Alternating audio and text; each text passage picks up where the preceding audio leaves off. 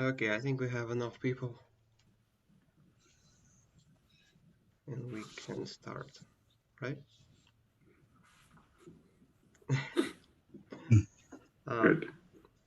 Hello everyone, my name is Tim. I'm the coordinator of the American corner of Skimin, and I'm glad to welcome all of you today.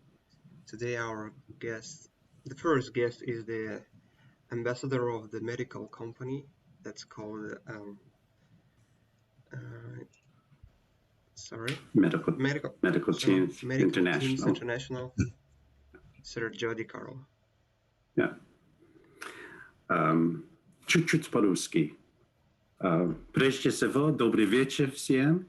И спасибо, что пригласили меня рассказать о организации Medical Teams International. Я очень рад быть здесь с вами и надеюсь, что наше совместное время будет познавательным. Окей, ладно, хорошо. Мне лучше говорить по-английски. Спасибо. You have good Russian. Thank you. And I believe it's the eternal language because it takes eternity to learn it. our second guest today is Professor of Information System, Patrick Mitchell. Hi. Hello. Hello, everyone. Glad you could come and hear this talk. I'm interested too in learning more about Medical Teams International. Today we're going to talk about humanitarian aid, and also I believe we will talk a little bit about COVID-19.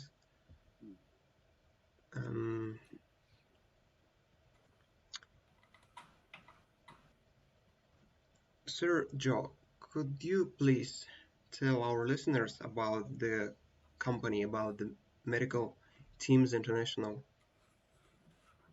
Yes, Tim, thank you. First of all, I think if you want to know anything about an organization, it is important to know its history.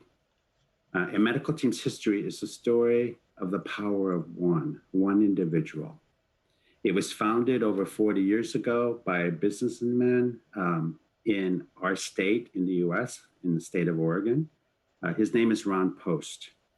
And in 1979, Ron was watching the evening news, and it was about the Cambodians fleeing the killing fields into neighboring Thailand. And there were many refugees fleeing into Thailand. And he knew he had to do something to help. And here's what's important about this story. Ron did not only watch the news, he got up off of his sofa and he acted. He was moved to act because he believed the life of a refugee, girl or boy, mattered just as much as anyone else's life. And he recruited a medical team locally here in Oregon to go to Thailand to work in the refugee camp. Ron had no medical experience. He never did this before.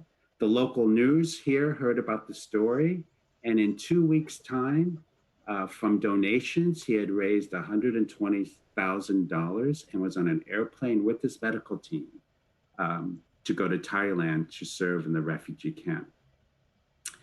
And for the past 40 years, we've worked in many places and responded to different natural and man-made disasters around the world. And this is the power of one individual. And this message is just as relevant today as it was in 1979. It's not just let's not just be casual observers or witnesses of world events, but let's be people of action. And that's how we started as an organization.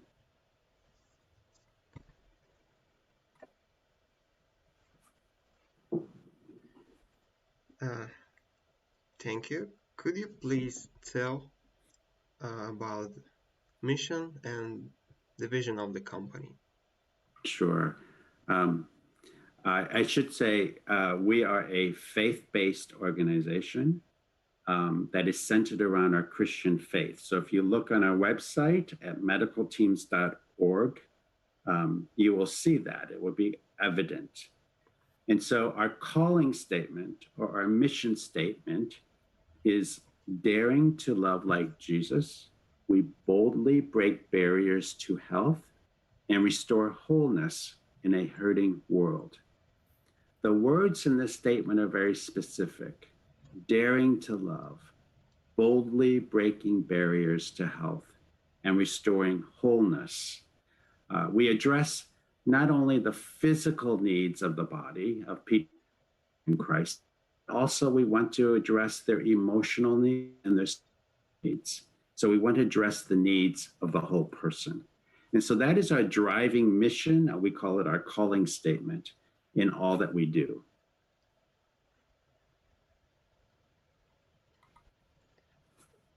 Employees of what specialties work in the company?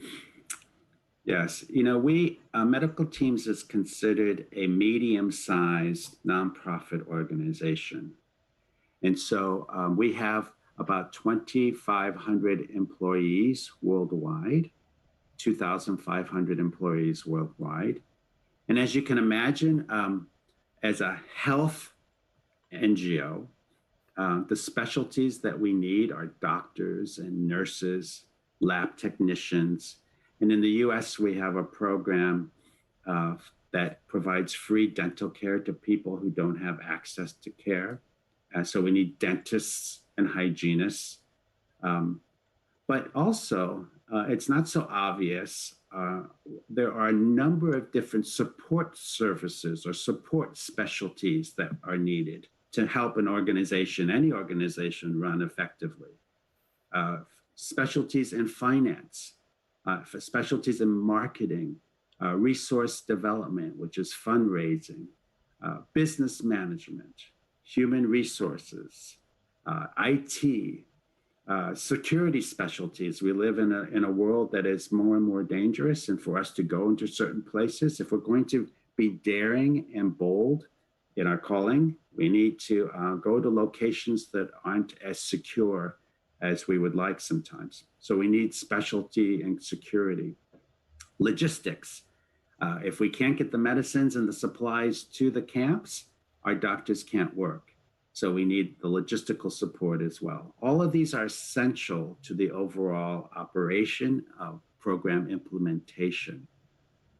For example, if we rely on grants, a nonprofit, like any nonprofit, rely on grants and donations from the general public.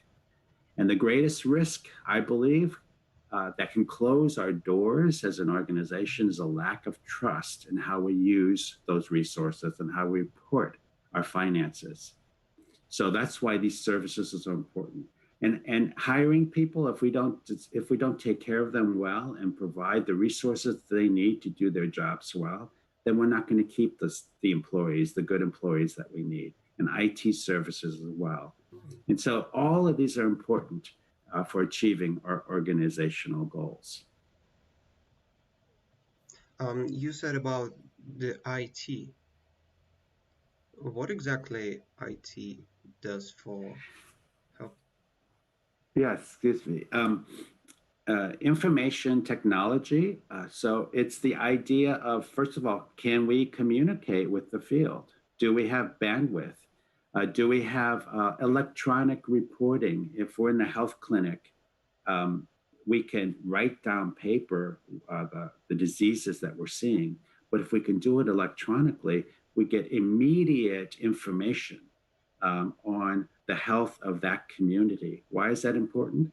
Because if we begin to see malaria spiking, and the sooner that we see a spike in malaria that's killing women and children, we can address it more quickly and therefore stave off or prevent mass deaths in a pandemic.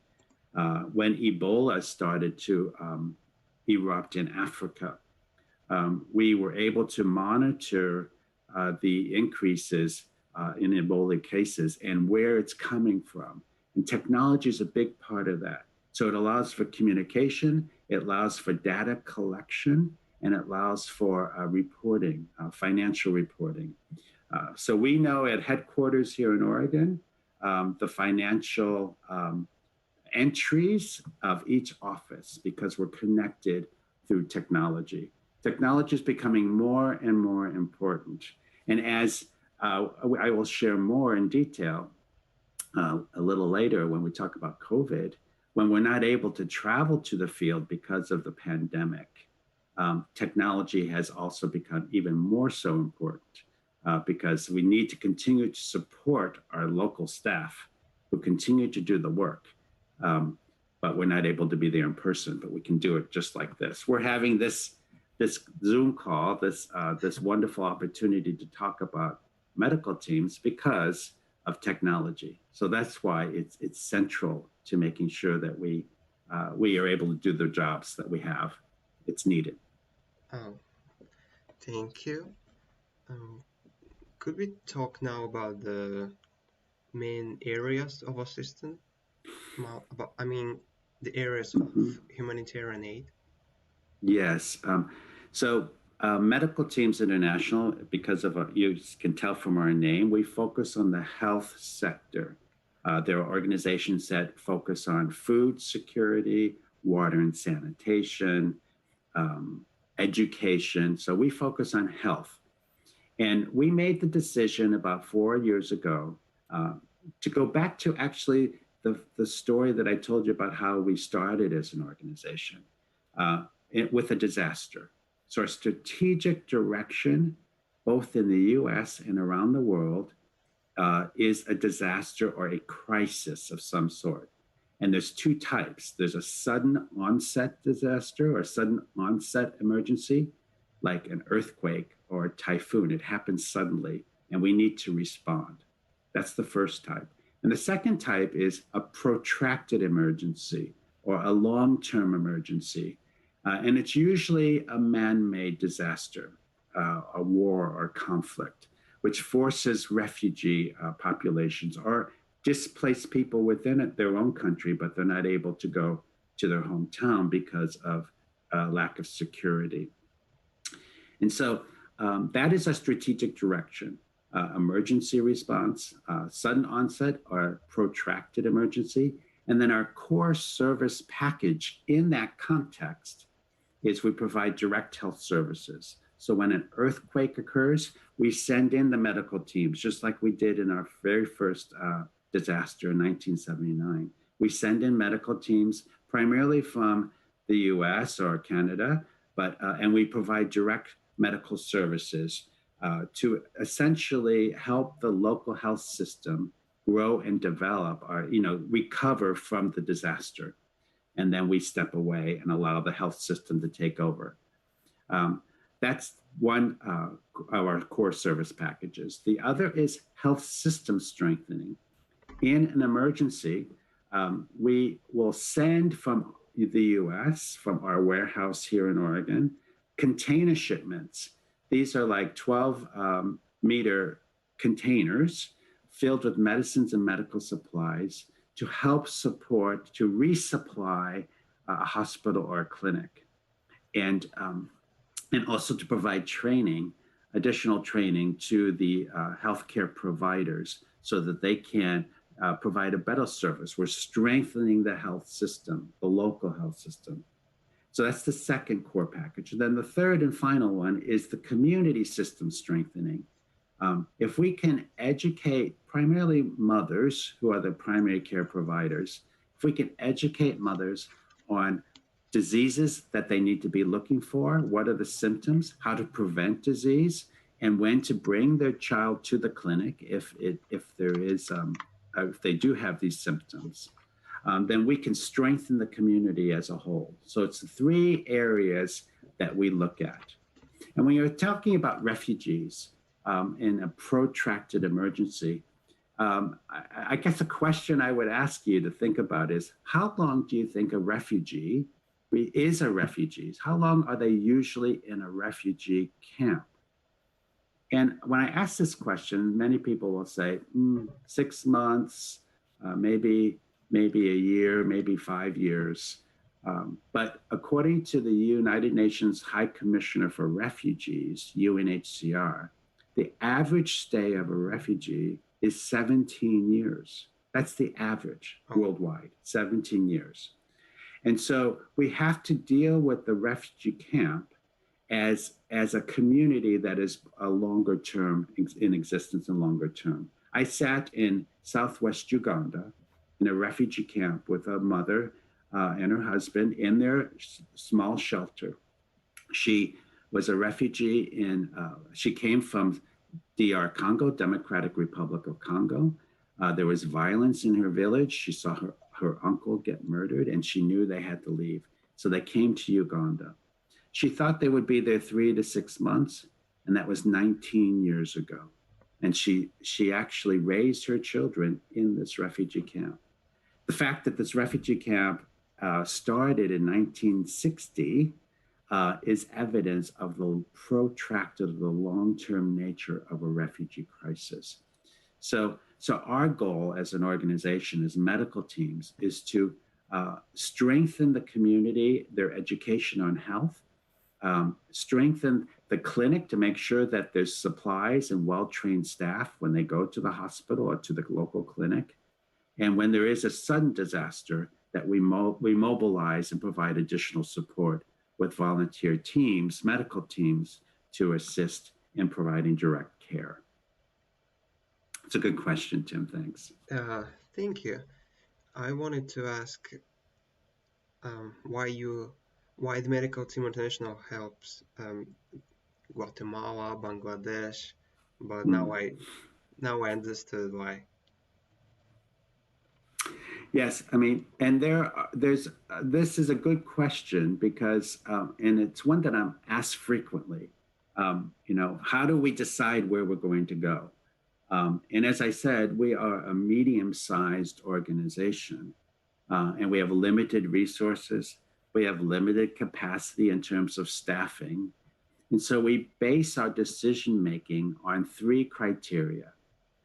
Think of it like a stool with 3 legs.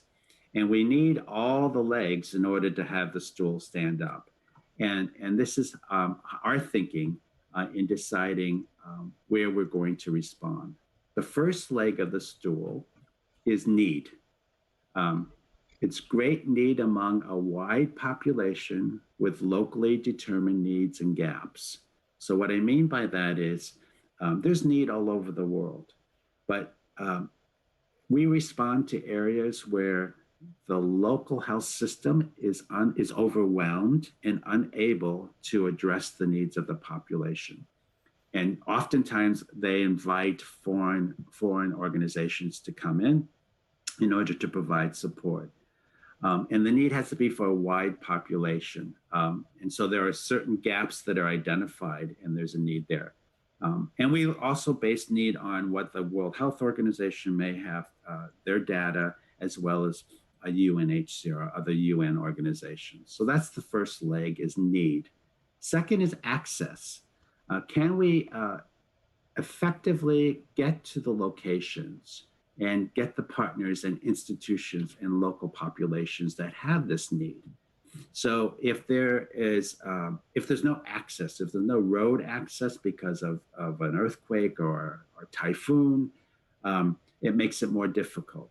And sometimes we have to be flown in.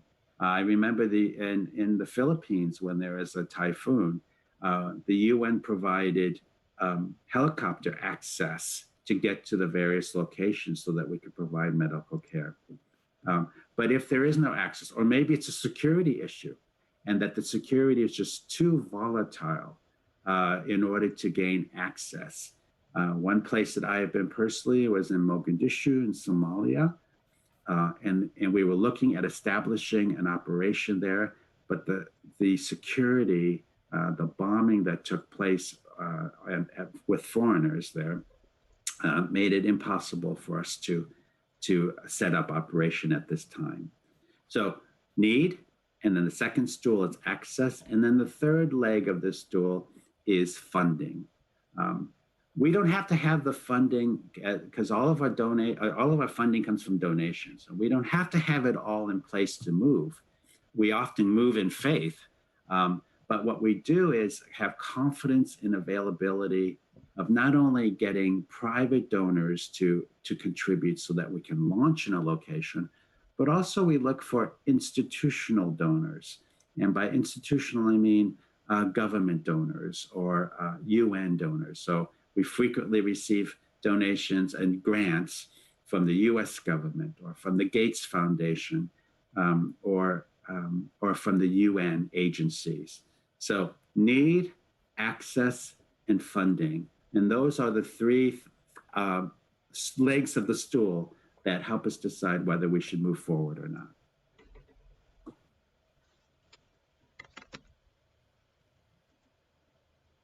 Okay, thank you. Do you help individuals, or it's primarily you help global people, nations, countries? Yeah. Tim, I love this question because it speaks to the heart of medical teams. In our world today, you may not know this, but there are over 79.5 million people who have been forcibly displaced within their own country and as refugees.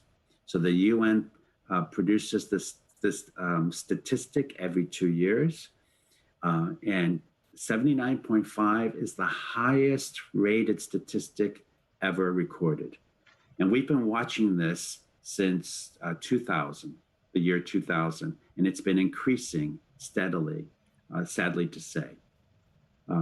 Now, I don't like the words like refugee or the homeless. I understand why we have them, but I don't like it because it groups people and it tends to dehumanize them, because we need to realize these are real people.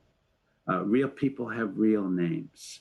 They didn't leave their country as a refugee because they're seeking economic advantage. They left in order to save their own lives. And when I'm in Lebanon, for example, talking to Syrian refugees, their biggest thing is they want to go back home. They want to go back to their community that they knew. They want to go back to their mosque and their civic organizations. They wanted their children to go back to school. They were living normal lives like you and me, and that's what they want to go back to. So these are real people with real names, and at medical teams, we treat each person as a valuable individual. And I like to say, we know their names. We know their names because they're valuable and important.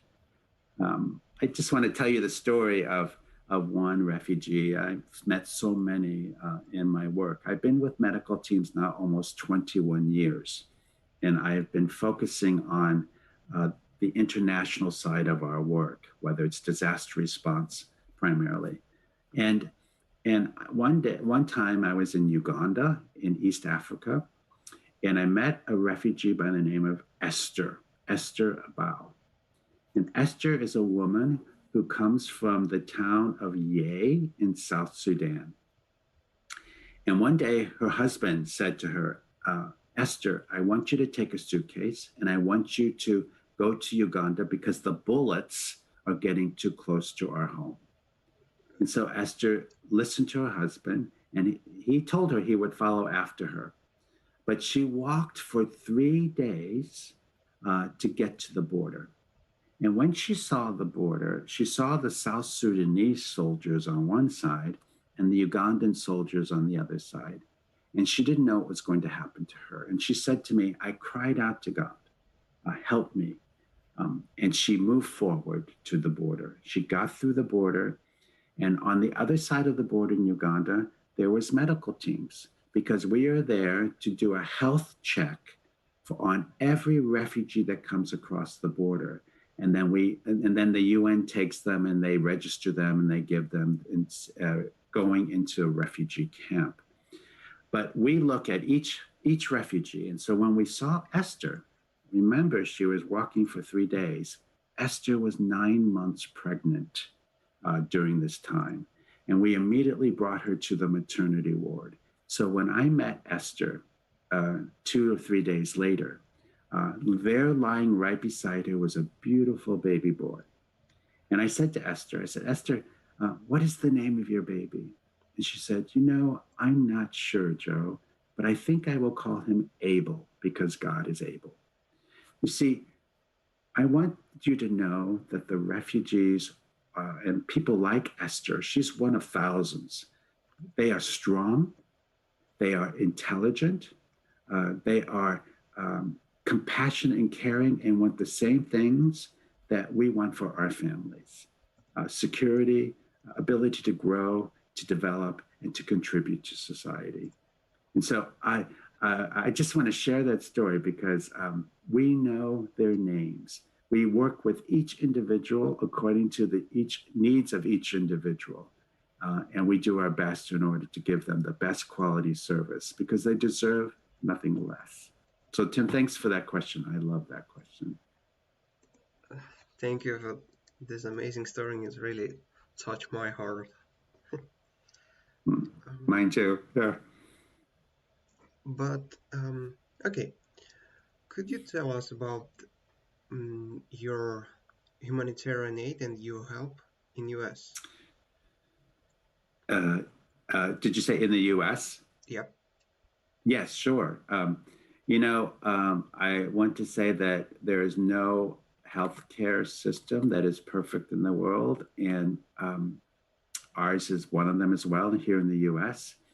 You may know that there are efforts to improve it, but not everyone has clear access to healthcare services.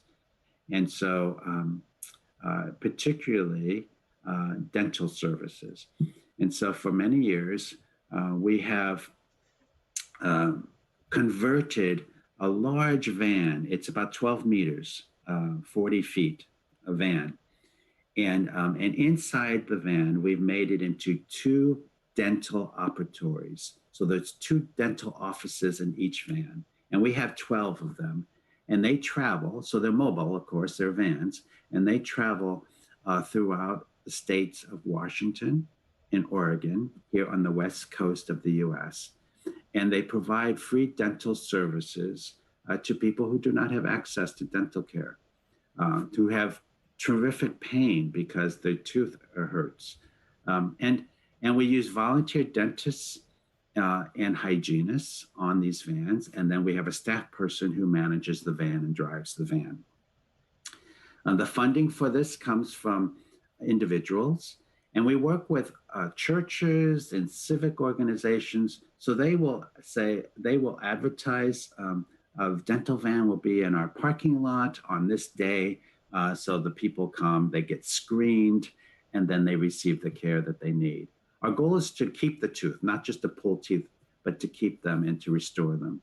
And it's amazing, not to have pain. If you've ever had a toothache, you know how hard that is. But it's also amazing that if we restore someone's smile and how it helps them feel about themselves, enable them to boldly go ahead and apply for jobs that they maybe wouldn't have before because of bad teeth. So we provide that care.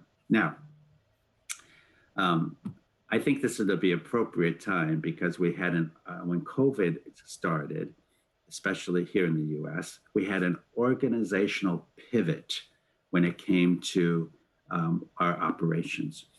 And we first started supporting hospitals doing COVID testing in Washington State. And then we started to grow. We were asked by the state public health authorities to actually do the COVID testing ourselves. So as you may know, with COVID, there are hotspots, and there's a spike in certain areas of a country or certain areas in the state.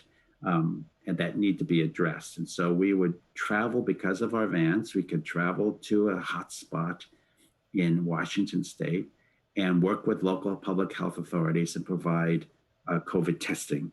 And so that's what we've been doing in both Washington and Oregon. The other important thing is that we continued the dental care, but we had to do it in a way that was safe for all the providers. And so we had new protocols to address the COVID pandemic, face masks, gowns, gloves, hand sanitizing, shields. But it was important that we continued the emergency dental care because if the pain got too severe, people would go into an emergency room of a hospital to get the infection, get antibiotics. Our goal was to keep people out of the emergency rooms so that there'd be more room for COVID patients as they came in. And so this is what we contributed to, and we continue to contribute to as we continue to do testing in both Washington and Oregon with COVID. So that is a description of our work in the U.S. We now have, we have a warehouse in our office in Portland, Oregon. And right now we have volunteers who come in and they're putting together hygiene kits, toothpaste, toothbrush, soap, washcloth, just a small kit. And they're being used to just be distributed by the American Red Cross to people who have been affected by the forest fires that we've had here that have been so severe that have wiped out some communities. And so we're supporting local disaster here as well. Fortunately, the rains have come to Oregon and the forest fires are getting under control. But at one point, we had in Portland the worst air quality in the world because of the smoke. And so, so that fortunately is all cleared out now. But that describes, Tim, the work that we do here in the U.S. And we feel it's very important because we want to serve our neighbor. And our neighbor can be either 5,000, 8,000 miles away, or our neighbor can be right next door in our own communities. We feel it's important to love your neighbor as ourselves, no matter where they are. Thank you. You said about the Red Cross, and also you said about a natural disaster, like an earthquake. Yes. And I have a couple of questions now. Mm-hmm. What companies and funds do you work with? Yes, so we work with anyone and everyone who can assist us in terms of achieving our goals. And our goal is to save lives and improve lives. So we work for a variety of different companies, and we partner with anyone and anyone who can assist us in accomplishing these goals. For example, some of our donors are local hospitals. On the vans that I just described, it's a local hospital because they know that if we provide the dental care, they will not go to the emergency rooms. And so it helps them reduce costs because emergency room care is the most expensive care. And so they not only want to partner with us to provide space for providing care, but they also provide funds as well for us to have a clinic at the hospital. We work with the Gates Foundation. We work with Paul Allen Foundation.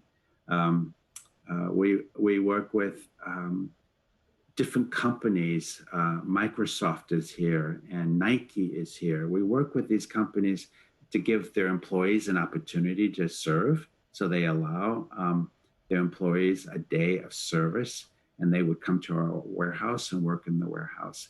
So there's a variety of, it really does take everyone. Not one organization can solve the problems. It takes a community of people with a common vision of helping your neighbor here at home and around the world. And so we partner with everyone who can assist us in this way. And we also provide services, health services for them. So if we're in a refugee camp, we do the clinic services, we do the health services, but partner with another organization, we'll have water and sanitation. If a refugee doesn't have clean water or sanitation, then the disease is going to spread. And so we work together. And also food security. We may provide emergency food for malnourished children, but really it's another organization that we partner with in order to make sure that the refugee community has adequate food resources. So it's a variety of different organizations that work together to provide a complement of services that are needed for a community like a refugee camp. Could we talk about natural disaster a little bit more, Mm-hmm. especially about fires in Oregon? Yes. So if you want to talk, so with Oregon's fires, we had very dry uh, summer, and this is typical fire season for us.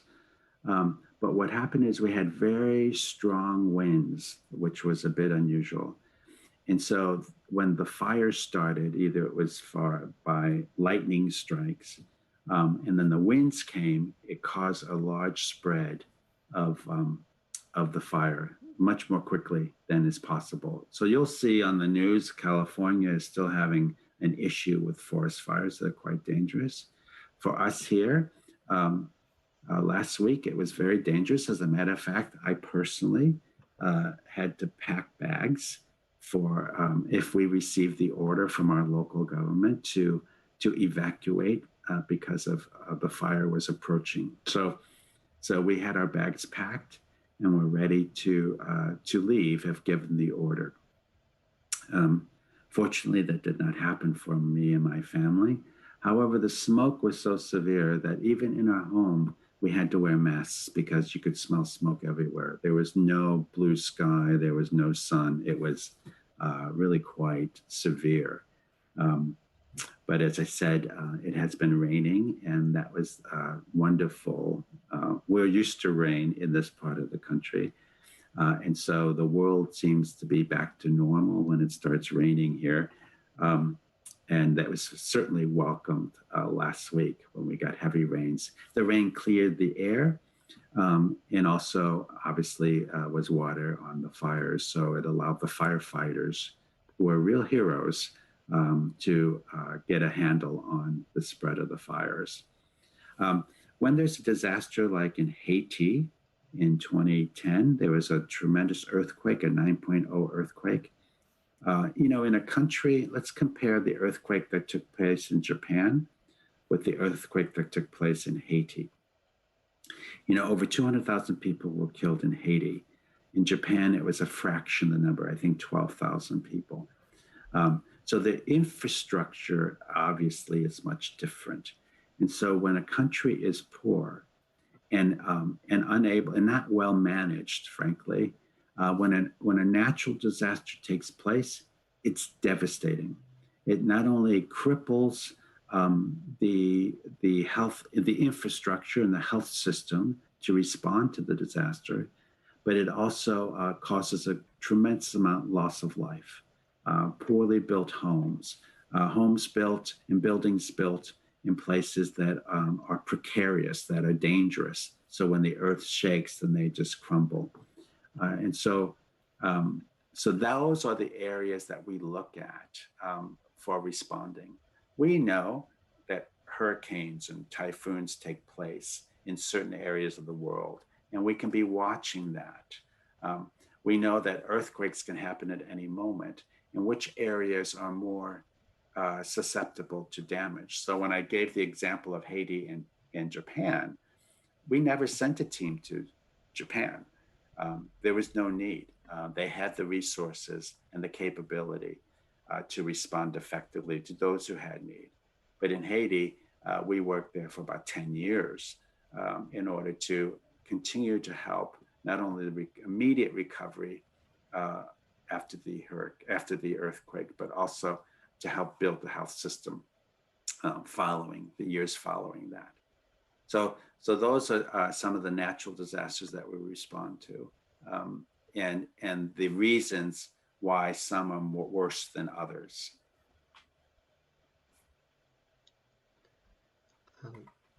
Let's back to humanitarian aid. Let's talk about the mechanism of work. Mm-hmm. I mean, how you choose countries and how you know how many employees you're gonna send to this country. Yes, that's a good question. As I mentioned, that once we decide, I told you that three-legged stool, need, access, and security. once the executive team that I'm part of, we decide, yes, we're going to respond. So we start raising money for that response.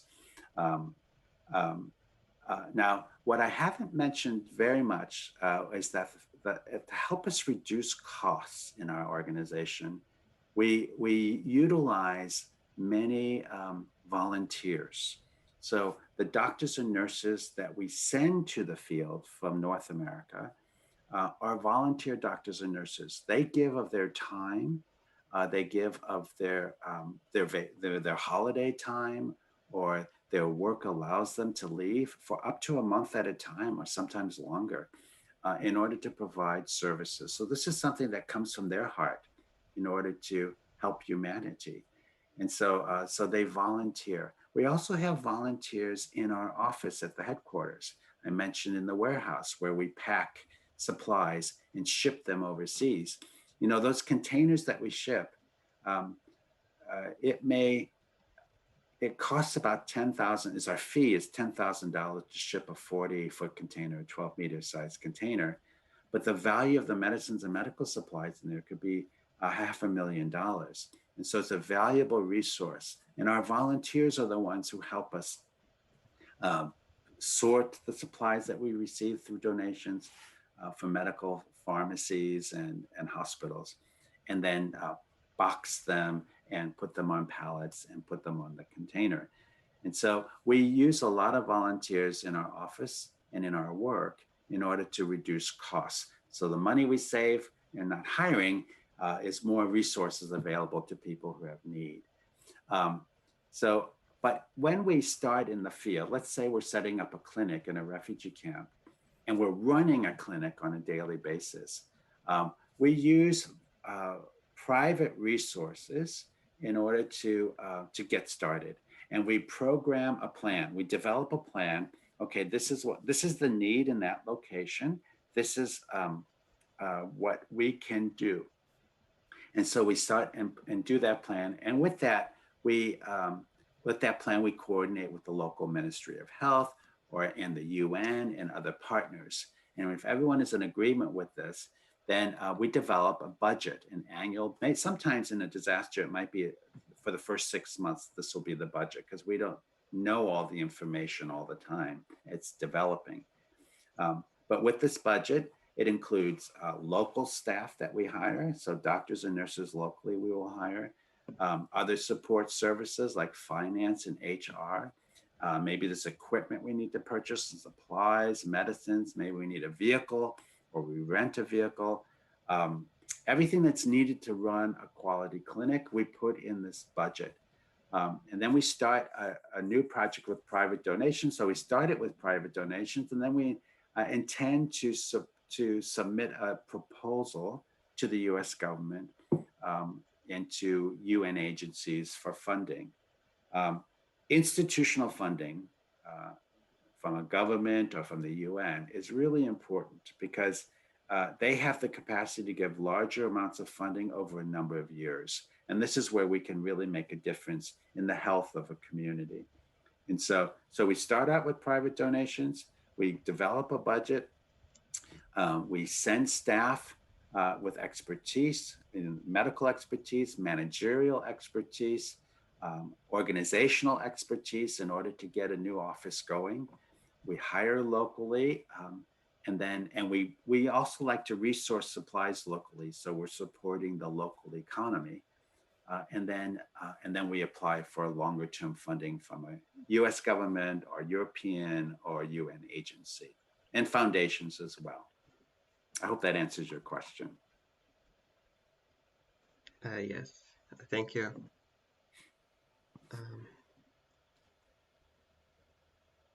We have questions from the chat.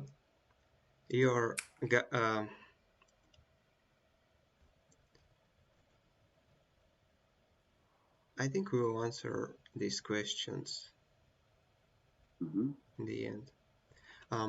Okay. Let's talk about the COVID-19. Yes. How COVID changed the work? I mean, work of Medical Team International. Yes. as I mentioned earlier, who knew we would be in this situation? I've been working at home since March. Um, and we talked about technology, the importance of technology. Um, when something like this happened, many businesses were wondering how we're going to do this. Well, we were already had the capacity. Um, we don't use Zoom always, but we use Microsoft Teams. And so we've already been working internationally, electronically, through Teams. And so that allowed us to transition more easily than others when we had to work from home. So I'm still at home, working from home primarily. Not sure when we will go back to the office, but that's being reviewed regularly. But when COVID hit, it did change our work. It changed our priorities for helping people. We consider this the great organizational pivot.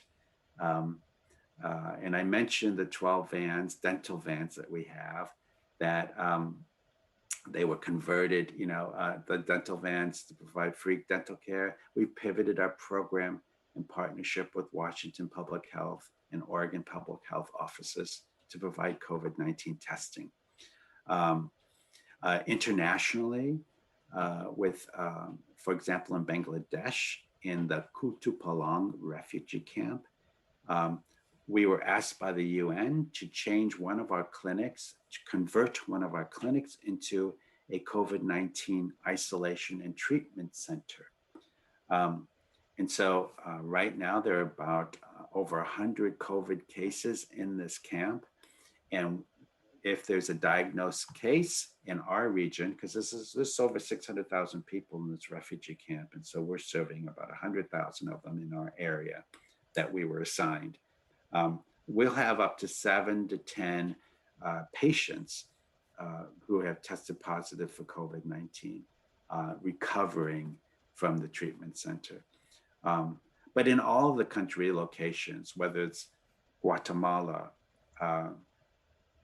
Lebanon, Bangladesh, Colombia, Uganda, Tanzania, we need to make sure that our staff are safe. And so we provided the PPEs, the personal protection equipment, for our staff. We provide training not only to our staff, but also to the healthcare providers in the areas where we're working, so that they are safe. So how to stay safe, how to prevent COVID from spreading, the idea of contact tracing, the idea of social distancing. And many countries found this difficult to even accept, the fact. Some countries, even here in the US, there's areas that don't believe it's true. And so we have those issues that need to be addressed, and to continue to live out our calling of daring to love, breaking down barriers to health. And COVID has certainly, really made that a reality for us. I mentioned the US programs. I will say too, COVID-19 has been an accelerator in some of our planning. The US programs, not only did they want to have a dental program, but they also want to expand it into health screening programs, so that we have these mobile vans. Why not move around and have screening for health for people, so that they get treatment right away, whether it's diabetes, heart disease, blood pressure issues, mental health issues, so they can get screened and then be referred to a local hospital. That was our plan 2 to 3 years. We're now doing that now because of COVID, and our partnership with public health and also with local hospitals. We're able to advance and do this out of necessity, long before we had planned to implement it. So, in an odd way, there is some good coming out of this. We're learning a lot. We've made mistakes, but we're looking at lessons learned and making changes so that we can continue to grow and improve. How countries and people could help each other to fight the virus? Yeah, I would say, let me say this. Let's take care of ourselves and take care of your neighbor. So wear a mask, um, practice social distancing, avoid large groups, um, pay close attention to the medical professionals who give advice, protection advice, and pay attention to the science of the virus. One of the difficulties we found was that, like in the US, we had a lockdown and we couldn't leave. In other countries, that happened as well. And so um, morale became an issue. You know, we're dealing with a lot in our world right now, not just the pandemic or disasters, but also, you know, life continues and the struggles of life continue apart from the pandemic. And so, when in certain countries like Uganda, um, where our staff, local staff, are working in the refugee camp, usually Monday through Friday, and then coming home on the weekends, with the lockdown and the government imposed in Uganda, they were not able to go home for the weekends. And so they were stuck in a refugee camp. They could call their families to make sure they were okay, but they could not get home. This caused tremendous staff reduction in staff morale, some depression. And so we need to look at the emotional, address the emotional and spiritual needs of our staff worldwide. And that was part of the role that I had to play in making sure that I did phone calls, I did Skype meetings with staff worldwide, uh, night and day, because I wanted to check on them to make sure that they were doing well and how can we support them better. So this was a difficult time, and it continued to be difficult. But we accept the difficulties. We know that our calling, coming back to our calling, um, we know that it is challenging. We accept that challenge, but we need to make sure that we take care of one another. So that's my advice for all your listeners. Um, Not only look at the safety of the physical safety, you know, and the mask wearing, social distancing, ask questions about about the mental health or the spiritual health of the people close to you. Ask how they're doing, um, and and be willing to share how you're feeling and how you're doing. Talk about these things so that you're not suffering alone, because and get help if you need some help. That's my advice. Thank you so much. I'm Mm. totally agree with you. Professor, do you want to add something? I've really been enjoying this conversation. It's been enlightening to me. And I know that this talk is came about because of an organization called CoServe International that Tim was part of, and I'm part of, and Joe is a friend of. And at CoServe, our mission is to share love and truth by modeling and cultivating servant leadership communities around the world. And our vision is that emerging leaders around the world will be transformed in learning environments and will live as servants in their community. So since CoServe has this focus on servant leadership and communities, I'd ask Joe, what character qualities have you observed in medical teams people who have been very effective at providing humanitarian aid? Yeah, it's a great question. I think I look at the motivation for service, you know, and when we've had people in staff or volunteers come in and want to go overseas, um, you know, you can tell, are they going just because they want to strengthen their resume, their CV? Are they going because they want to gain greater experience and skill? And I'm not saying any of those are bad necessarily, but I think what's first and foremost is what you were saying, Pat, about having a heart of compassion. Your motivation is one of service to fellow human beings, in seeing those people as valuable, just as valuable as you are.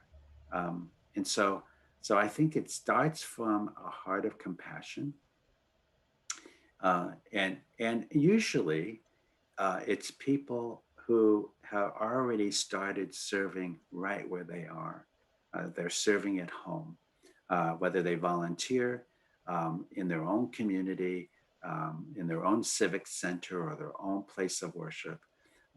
But usually you start at home. It's like exercising a muscle. I've been going to the gym lately, again, after the gym was shut down.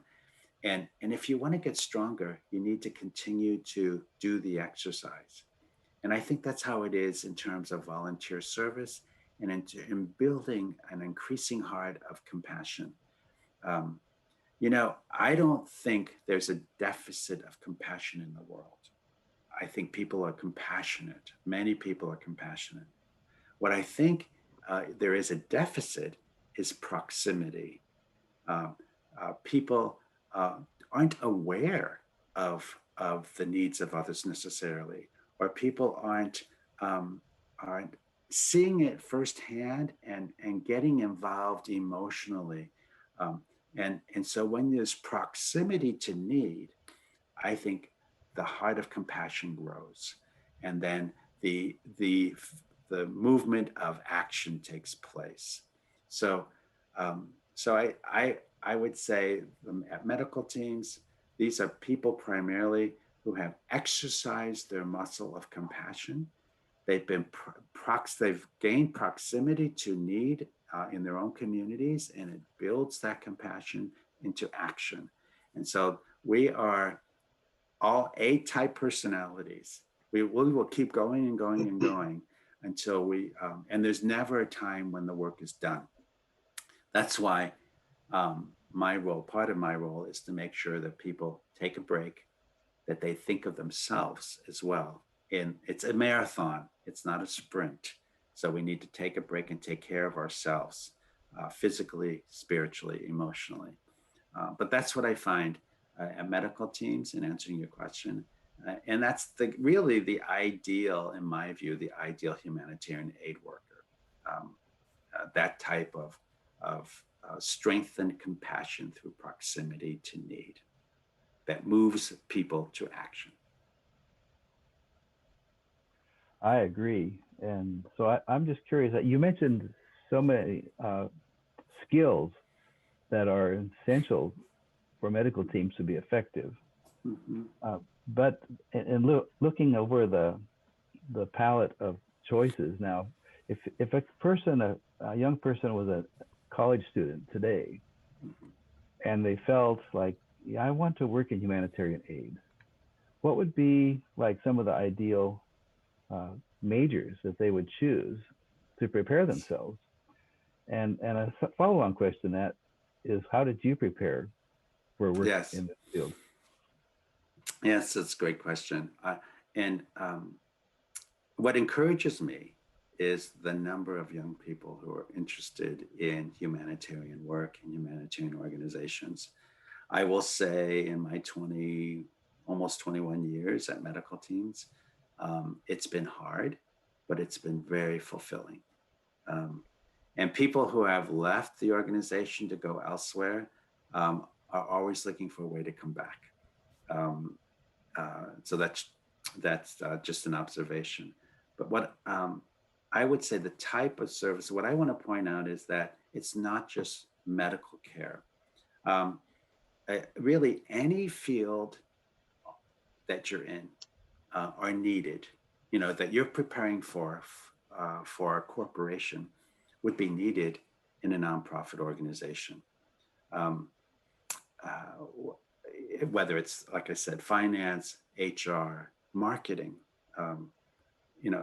I think what I would recommend, though, is most organizations, when they're hiring, they're wanting to hire someone who has some experience. And so Whether it's possible, some organizations provide internships and allow someone to work alongside to assist. We do have interns that work in the headquarters office. We don't tend to send interns overseas, but our internships unfortunately aren't paid. And so we're looking to change that in the future, but there may be organizations that provide internships, paid internships, that would send you overseas to get some vital experience, because organizations do tend to go towards those who have had experience already. Or perhaps you have a skill, grant writing.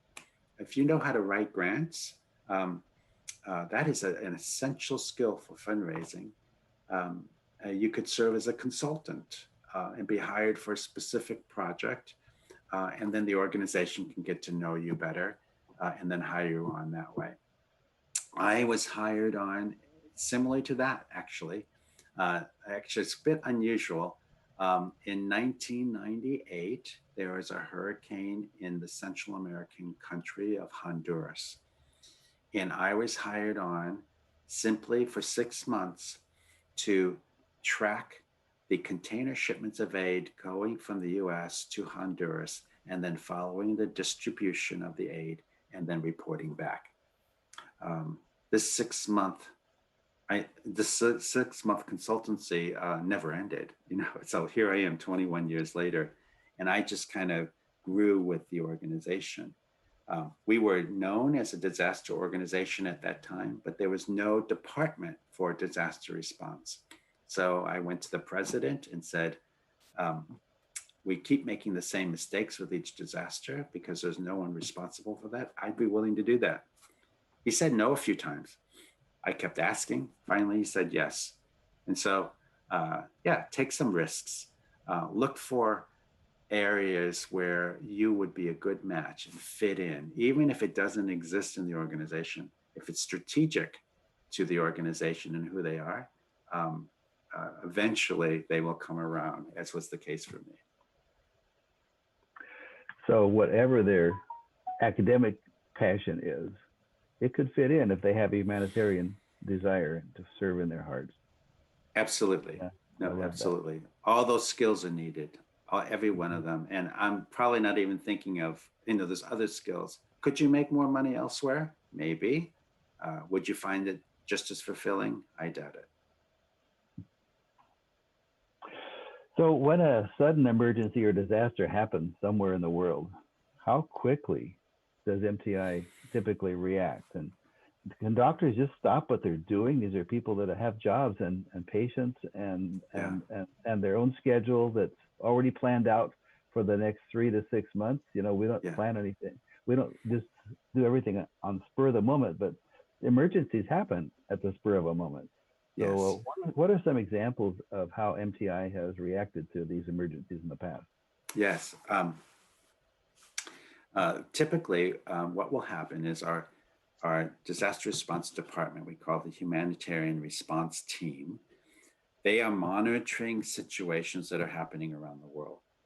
And when they see those three-legged stools need access and funding, a possibility, they will send in a proposal to the executive team of medical teams. We review the proposal and we make a decision, yes, give them the green light. When they get the green light to respond, we usually send a staff as a assessment team to get things set up. We can do that within 24 hours. So once that decision is made, the launch, they get the green light, and then they're on the plane and they're getting things set up for the response. Now, I also want to say is we have a team or a roster of volunteer doctors and nurses. And to be on this roster, so you just can't be a doctor and say, I want to go overseas. You have to apply at medical teams in advance. And you also have to participate in it's a security training. I'm trying to think of the acronym, a HEAT training, Hostile Environment Awareness Training, HEAT. So as I mentioned, we boldly break barriers. We go to locations that are not the safest all the time. And so we need to train our volunteers and our staff on how to reduce the risk of injury through a hostile environment awareness training. What that means is they come to Oregon, they spend a week in a camp someplace, and they get training in a lecture style, and then on then real life training. You're kidnapped, and you have to. How do you survive a kidnapping? What if there's somebody shooting at you? What if there's mines someplace? And so there's these reenactments, and it's part of the training. After you pass that training, if you pass it, then you're put on the roster. So when we say a go on a disaster from the executive team, immediately the roster is contacted, and that we're preparing to send a team. Are you available to go? There may be about 200 people on this roster, and we're continuing wanting to build the roster. So yes, your point is right. They can't, not all of them can go at a moment's notice. Some do though.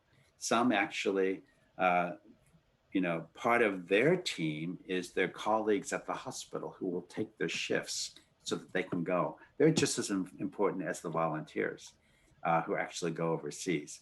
And so there's a team that they establish, each volunteer, in order to make them available. But they go for a month at a time usually, because the distance is large and they need to make sure that they're able to leave. Now, some can't go immediately, but they will make arrangements so that they can go in a month's time or 2 months' time, so that when we transition new volunteers in and out, that they're available to go. So that's essentially how that works at medical teams. That's pretty amazing. Do you hire local staff in the countries where you serve, either on a long-term or short-term basis? Yes. Our largest country office is Uganda. We are serving up to 1 million refugees and host population with healthcare. These are refugees that are coming from South Sudan from the north, and coming from DR Congo to the west, and Burundi to the south. So with US government resources and UN resources, we are the health implementing partner for UNHCR. We're running about 53 or 63 clinics in Uganda for refugees. And as I said, up to 1 million people are being served. So most, if not all of the staff, there's only a few staff that are expats, but most are local hires. And that is our preference. We screen, of course, the skill set, and also, again, we have to look at what is their motivation for service. So we want to make sure that we're aligned. They represent our organizational mission and values, but we have about 1,800 staff alone in Uganda, and they're all, as I said, primarily local hires. And we do that in all the other countries as well. So it's very rare. I mean, it doesn't exist that a clinic or an operation would be handled primarily by volunteers or expats, because it's just not cost effective, and it's really not long-term sustainable. It's not sustainable in the long term. It's better to have local staff. Great. Those are my questions. Tim, I think I'll send it back to you. And I think there are some questions on the chat line you might want to share with Joe. I have questions to you both.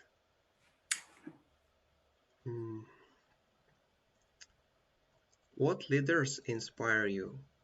Or maybe, do you have examples of people who have inspired you to do what you do now?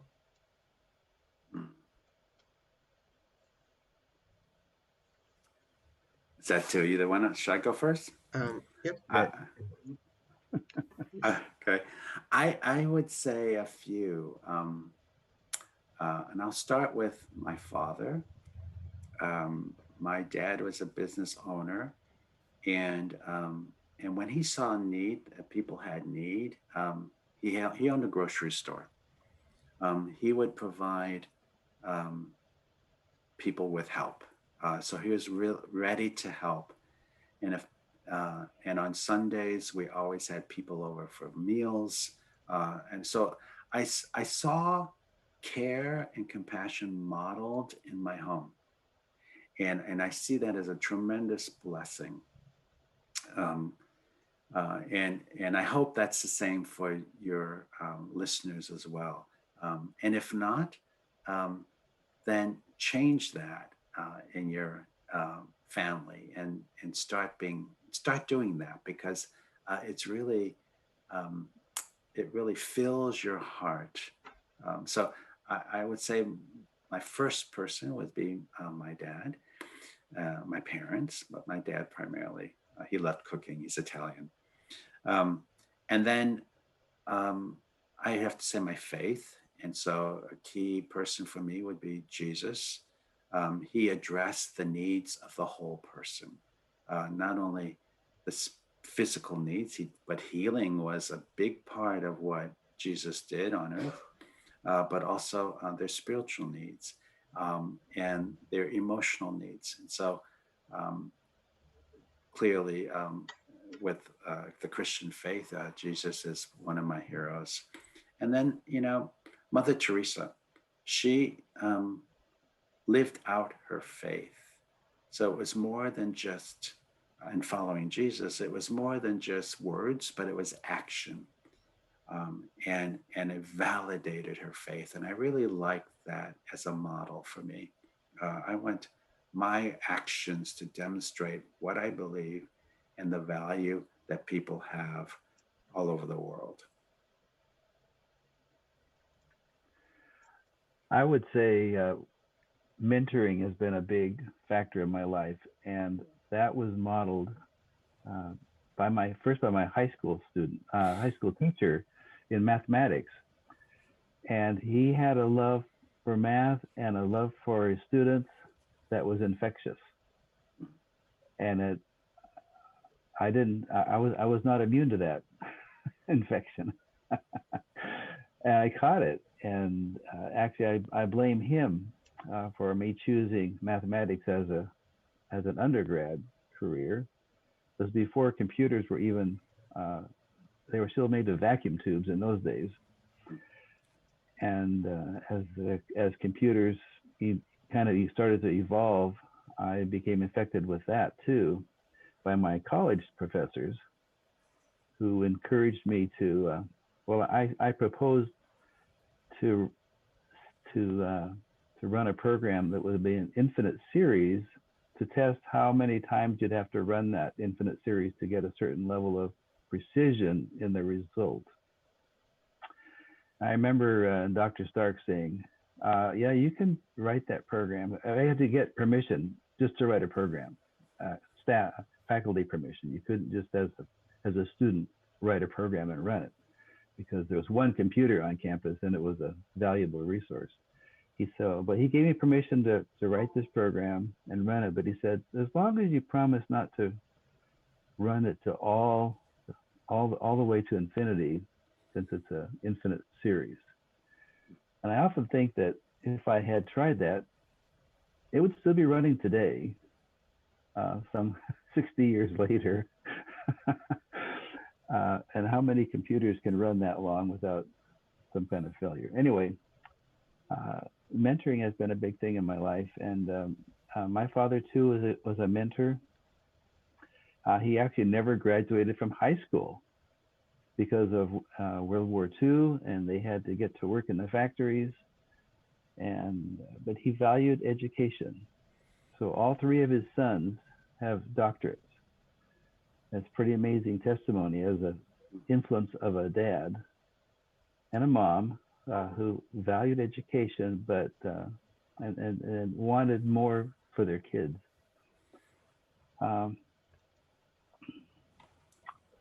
Another person that later really influenced me was Dan Ballast, as I met him at the university in well, then it was a college in Uskumendegorsk, Kazakhstan. And I started teaching a class in computer programming that Tim tasted a bit of the sting of at one point. And one day I was very discouraged because it didn't seem like the students were learning too much, and it wasn't going as fast as I was anticipating. The fast pace of America education, and Dan just encouraged me to say, you know, if these students get a little bit from what you're teaching, they will be ahead. And that was a point for me to remember that, you know, you can't just force feed stuff to people. You have to provide it as an opportunity, and they have to take it at their own rate of consumption. And that really encouraged me too. Now, another big encourager in my life is my wife, Yarka, who always has room at our table for another person. And frequently, even with her brain injury, we find ourselves hosting small groups in our house. Just last night, a family from Kazakhstan that gained a diversity visa from the United States landed in Portland. And while they are quarantining for a couple of weeks, but then they will move in with us until they get their feet on the ground. And so I would say my wife is the other person in this field.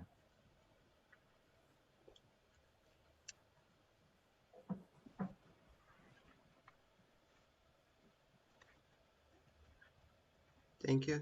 Do you hear me? Mm. Yes. Yes. Thank you so much. That's so inspiring me. My parents, especially my mom, always told me that you must help people. You must help people that cannot help themselves. And I remember these words so clearly. Okay. We are running out of time. I think we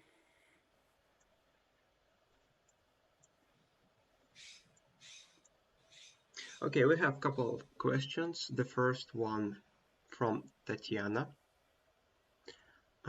Pandemic revealed a huge gap in providing aid at a massive scale.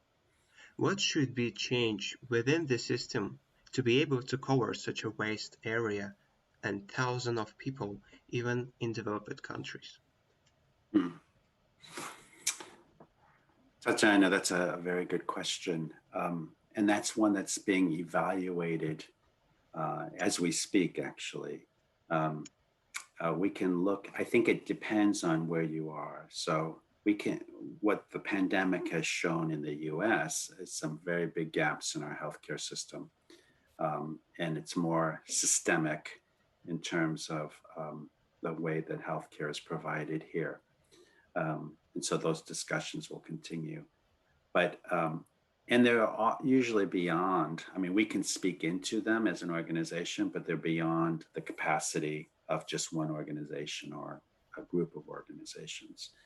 But I think what's clear too is the supply and the logistics. The pandemic broke down logistical means when flights weren't going back and forth. It took a while to get them back up and running for just supplies, shipments. And so where things are produced and getting them to places where they're needed the most, that's one area that needs greater attention. And maybe stockpiling more and being better prepared for a disaster. I will say Africa is more prepared in many ways than the US, for example, because Here, we're not used to the term of contact tracing. It's not something that we've had to deal with. Africa with Ebola and cholera and other areas, other pandemics that they've had to face, they're more used to that and prepared in advance. So we're learning actually from other countries here in the US and now have a common language that is the average American is more educated in terms of what is contact tracing, how do you deal with pandemics, and the idea of public health to prevent disease. So as we look to the future, we need to, in each location, in each areas, we need to identify those gaps and what solutions are possible. But I think it's not one answer. It's going to be a number of different answers, but one that we need to have the conversation about and the desire to find solutions.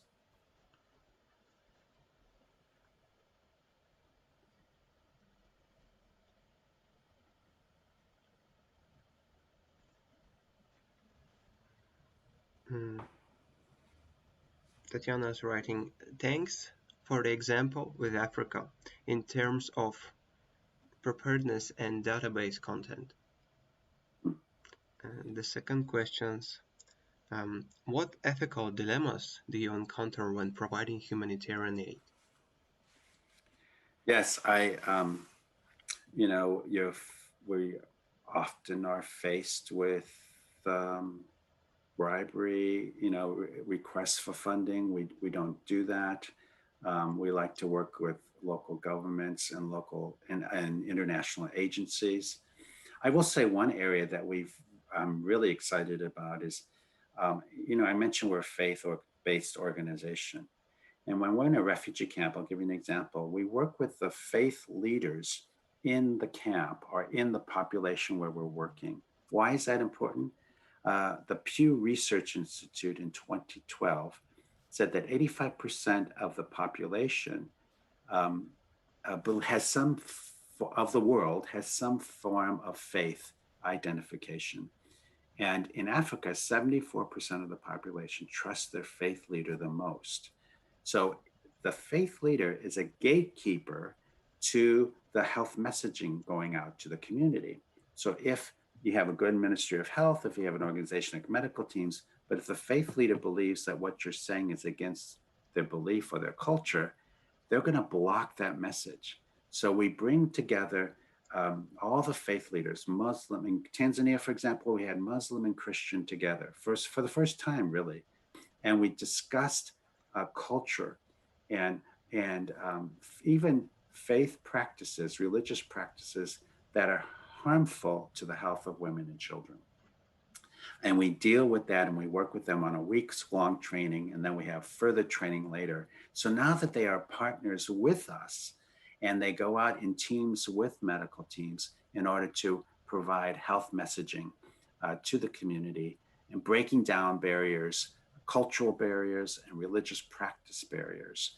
And just quickly, one example of what a religious practice could be, a faith leader may say, don't go to the clinic to get services, come to the church and we will pray. Because if you go to the clinic, you will deny the power of prayer. And so when we deal with those circumstances and work with the faith leaders, the outcomes are much, much better in terms of the health and the metrics that we have on improving the health of the community. And we have wonderful relationships with our Muslim and Christian friends in the refugee camp. They're working together for the first time. It's a peace building opportunity as well. And for what better reason than the health of the women and children in their own community?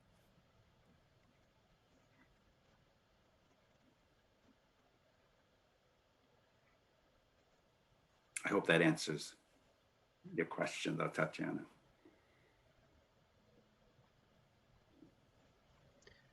Thank you. We have no questions. Guys, if you have questions, you can ask using the chat.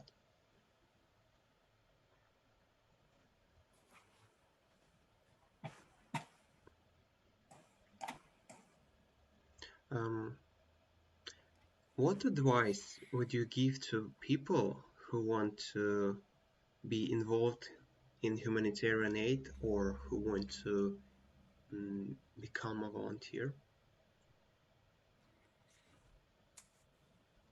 Yeah, I would say start where you are. Um, Start volunteering. Find an organization locally to gain that experience. It's not like being in a corporate organization, but a humanitarian organization is different. The structure is different. Um, but look for alignment with what you're passionate about, and then work to find a local organization, and then see what doors open. Maybe it will open locally that will then lead to international service. Maybe you probably will gain some greater experience that would make you more attractive to a larger organization. So my advice is start where you are, and grow and learn and continue to be a learner so that you can gain the experience and the necessary skills in the area that you're passionate about. That would be my advice. Thank you. Professor, do you want to add something? Sorry. I think it's been a very informative conversation. I appreciate Joe being here and Tim organizing it. Thank And, you. Thank you for joining us. If there are other questions from people that are listening, please unmute your mic and chime in. Otherwise, I think we're close to done.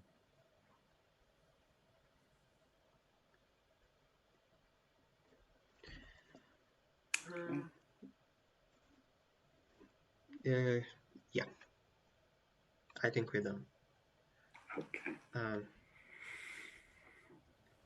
Thank you so much for joining us today, Sir Joe, Professor Patrick. It means a lot to us, and it means a lot for me, especially.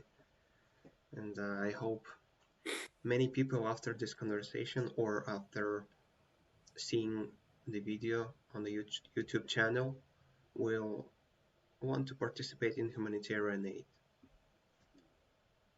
I think if each people could do a little help to each other, I believe the world will be better. Yes, if I could just add, Tim,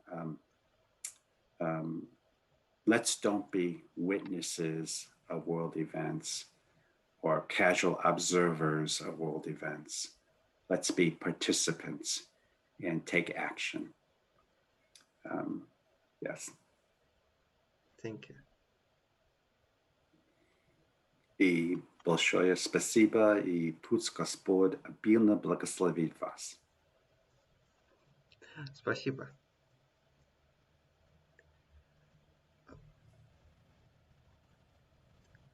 People said, thank you. It was very useful speech. Thank you very much. Good luck to all of you.